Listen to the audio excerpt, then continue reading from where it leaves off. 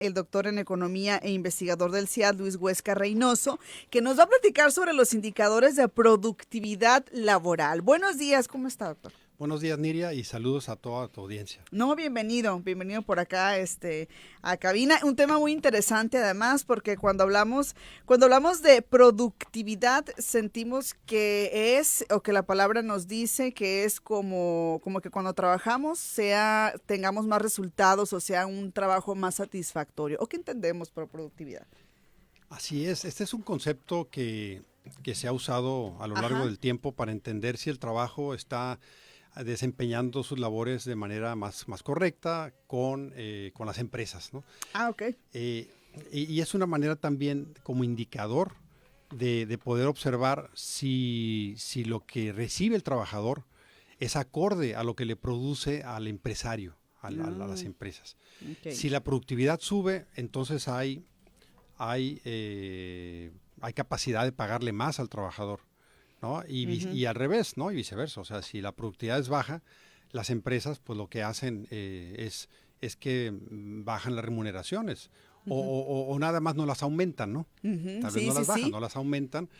Y este indicador lo mide el INEGI cada trimestre. Cada 3 meses salen los datos de la producción. Se necesitan tres variables, ¿no? A ver, ¿cuáles son esas variables? Bueno, primeramente la cantidad de trabajo que hay.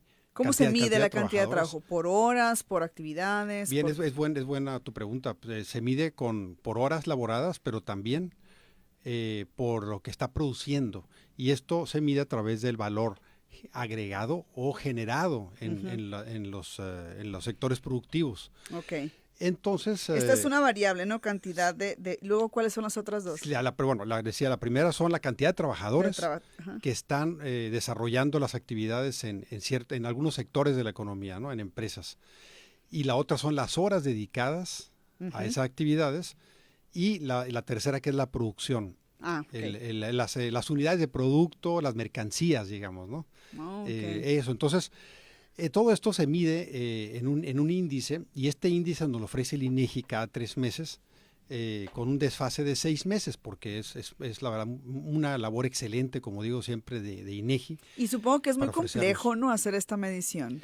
Es complejo en cuanto a que implica diseccionar mucho, o sea, meterse a varios sectores de la economía para poder tener el dato global y luego saber, bueno, qué hizo que bajara o qué hizo que subiera la productividad, ¿no? Okay. Por eso. Bueno, entonces, este índice, como decía, pues está compuesto por la productividad laboral, pero también introduce otro índice que va a la par, que es el costo unitario de la mano de obra, para poder observar si realmente van alineadas, ¿no?, la productividad con las remuneraciones. Ahora, lo que uno espera y que la gente debe entender es que crece la productividad, las remuneraciones deberían en teoría también crecer.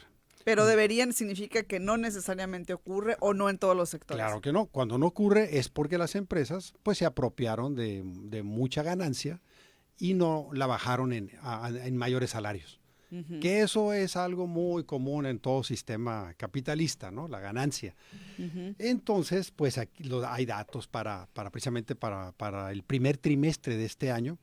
De cómo está la cuestión de la productividad por hora trabajada. Y esto es toda una discusión porque se puede medir entonces de dos maneras. Una es por hora trabajada, que es lo que vamos a observar ahorita, lo que vamos a hablar. Y la otra, que es la información por número de ocupados. Es decir, si se genera más mercancías, más producción, con menos cantidad de trabajo, pues hay más productividad, ¿no? Okay. Pero si la productividad está medida por horas, que es como la maneja INEGI, pues puede ser engañoso. Hay que tomarlo con mucho cuidado. Sí, claro. Porque no necesariamente una mayor cantidad de horas significa que el trabajador no fue productivo. O sea, no significa que más cantidad de horas tenga que la persona, el trabajador, ser más productiva. Así es, ¿no? O sea, no es señal de que sea improductivo. Y no, puede ser, ¿sabes? Lo que pasa en México es que los salarios han sido bajos tradicionalmente, por lo tanto el trabajador mexicano tiene que dedicarle más horas para que le paguen más, no al revés. No, y luego algo que yo no sé si mide ahí, pero que pasa y suelo escuchar con mucha frecuencia es cómo en algunas empresas algunos trabajadores se quejan de que siempre unos hacen más que otros, ¿no? Y que algunos trabajadores terminan absorbiendo también labores o actividades de otras áreas, por ejemplo, ¿no? Eso también es muy común, lo he escuchado, ¿no? También. Claro, también, entonces se compensa ahí la productividad. Entonces observamos que hay a lo largo... O se sobrecargan. Se sobrecarga el trabajo. Sí.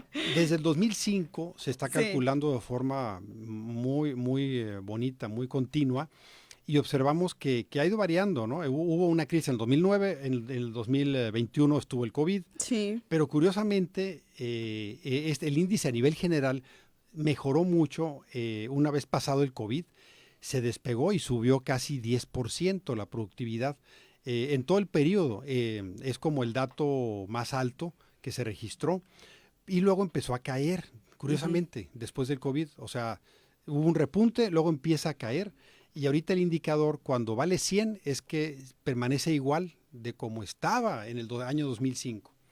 Y ahorita va en 93.2, o sea, está abajo 7 puntos de cómo debería de estar. Entonces la productividad mostró a nivel general en el país una caída. Si alineamos esto con el índice de la tendencia laboral de la pobreza, que es ese también que hemos hablado sobre los empleos que se generan cuando son más empleos con baja remuneración que los que tienen mejor remuneración, Claro. la pobreza laboral aumenta. Pues resulta que en Sonora este índice creció en los últimos años más que en conjunto que Baja California, por ejemplo. Sin embargo, nos superó Chihuahua, ¿no? Este índice, okay. esta relación que se hizo más alta fue en Chihuahua. O sea, quiere decir que la productividad estuvo muy alineada con empleos malos en Chihuahua. Luego, por ahí está Sonora, ¿no? Digamos, en Chihuahua fue de 58% la relación. Luego a nivel nacional es de casi de 40%, luego en Sonora fue de 33%.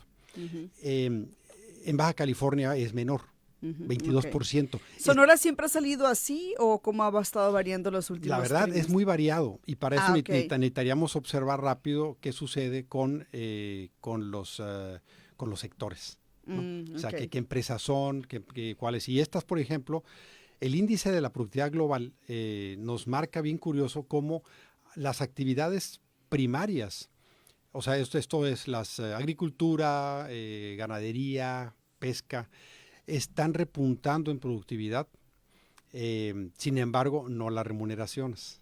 Ahí esa parte se queda estancada. Así es, en el caso de actividades pues primarias. En las actividades que son terciarias, o sea, servicios financieros y otros no financieros, también es una productividad alta, ha estado por encima de ese valor de 100. Sin embargo, en la manufactura sí observa una caída de productividad en horas, pero no así en productividad por mercancías, por unidades de producto. O sea, en el sector de la industria en México y manufacturas, que en Sonora pues tenemos el sector automotriz, por ejemplo, la productividad por unidades de producción ha crecido. Desde el año 2008 hasta el 2020 se reflejó un incremento de 8% anual. ¿Y cuáles son las actividades que mide INEGI para estos indicadores, y cuáles serían los ámbitos de mayor productividad laboral en general? Claro. No sé si los tengan también desglosados de esa manera, ¿no? No, sí vienen. De hecho, por ejemplo, decía que está el costo, hay que compararlo con el costo de la mano de obra por sector, ¿no? Porque la productividad ahorita en México muestra una pequeña caída, pero es muy sensible, puede crecer en el siguiente trimestre. Entonces, ahorita hay una caída en los últimos en los últimos 2 años. Subió y luego cayó la productividad, pero esencialmente, insisto, está medida por un lado por horas, que es muy engañosa esa medida, por las horas, porque ya comenté que no es reflejo en México de mayor horas trabajadas sea caída en productividad, Ujú. ¿no? El mexicano tiene que trabajar más porque en promedio gana poco. Ujú. La jornada laboral no le da lo que necesita para vivir en promedio. Por lo tanto, tiene que dedicarle más horas, pero es muy productivo en las Ujú. horas que trabaja. Entonces, esta medición hace que los costos de mano de obra, o sea, aquí vamos a ventanear qué sector es el que tiene más A ver, productividad, pero ¿cuál? paga poco. Pues sector financiero.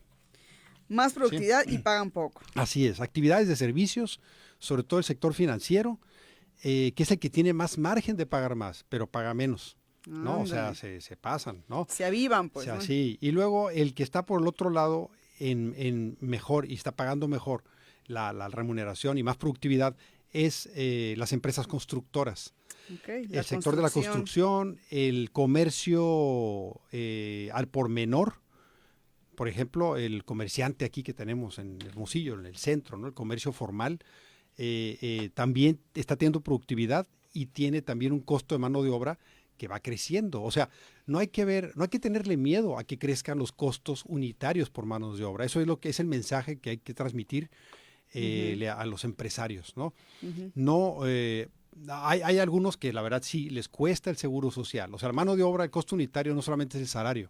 Ujú. Hay que integrarle el seguro social, las Que dicho cuotas. sea de paso, dicen que el tema del seguro social resulta bastante costoso, ¿no? Sí, así es.